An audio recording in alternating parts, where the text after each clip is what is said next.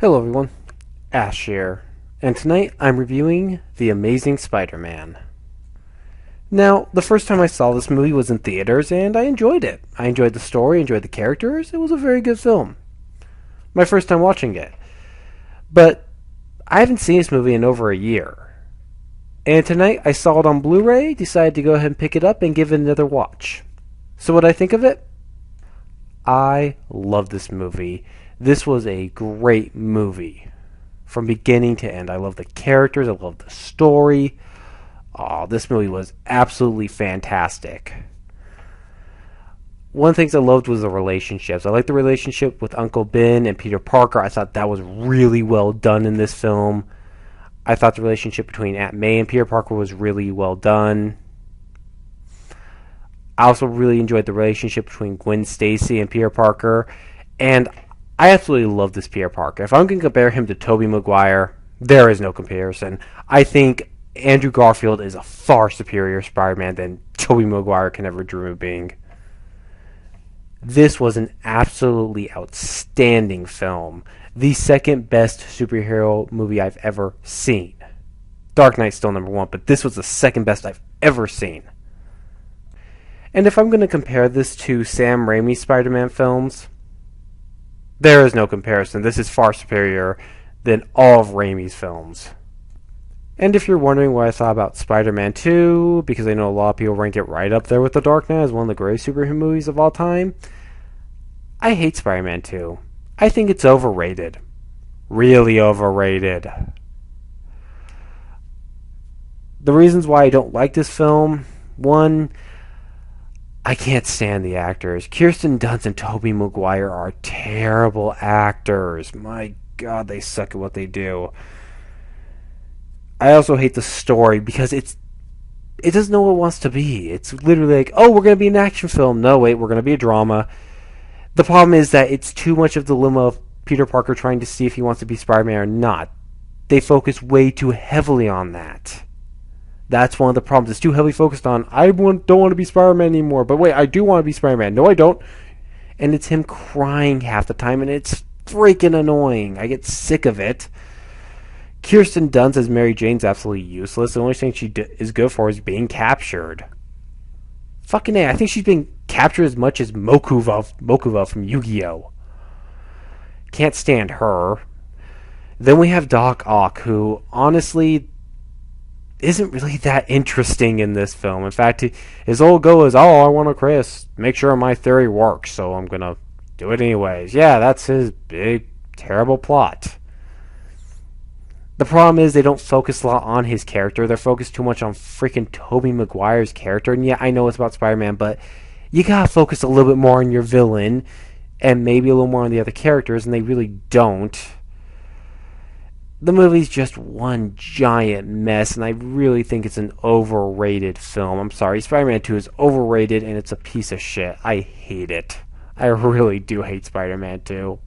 About the train scene when he's on the freaking train and he stops it, and then they're all carrying him, and then they set him down. That scene's not dramatic. It's fucking corny as hell. Oh, and yeah, he doesn't have his mask on. Oh, yeah, because, Sam Raimi, for some reason, has his dick up New York's ass. I don't know why. Yeah, Spider-Man 1. You mess with one New Yorker, you mess with them all. In general, I hate all three Sam Raimi Spider-Man films. Do I think Sam Raimi's a bad director? No, I think he's a very good director when he's doing his own source material. But when he's doing something like Spider-Man, he really has no clue what the hell he's doing. And I gotta say this about Sam Raimi's Spider-Man films. I actually started to hate Spider-Man because of those movies. Yeah.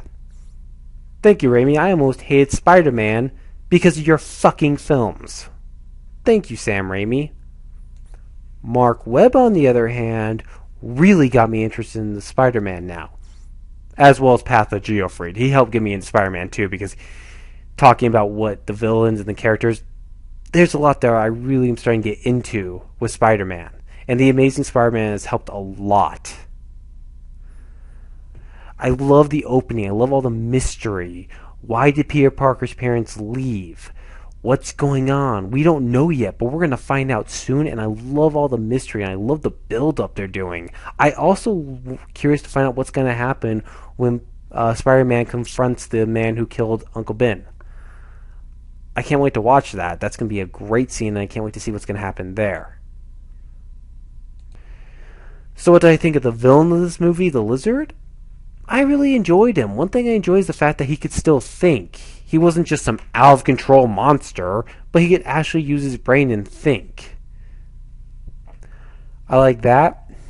I also really like the relationship with Peter Parker and Dr. Connors. I like when they're on screen together, especially after Doc Connors has transformed into the Lizard the first time, and Peter Parker's trying to find a way to find the Lizard, and they meet in the lab, and it's really an intense scene and really well done. I really like that scene.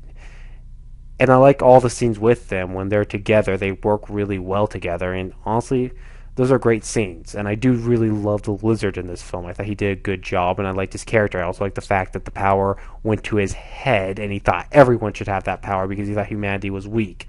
So I liked his character, and I liked what they did with him.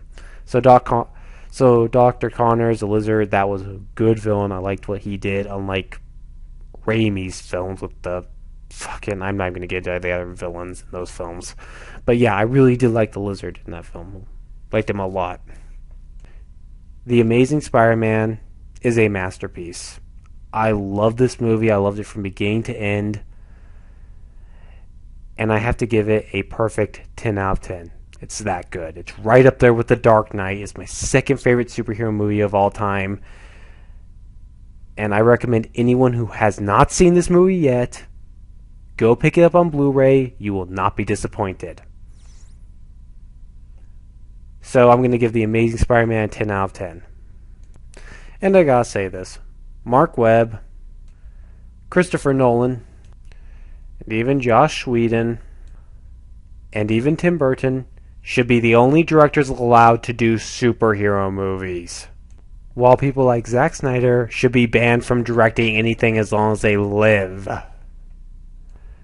Anyways, this is Ash saying so long, good night.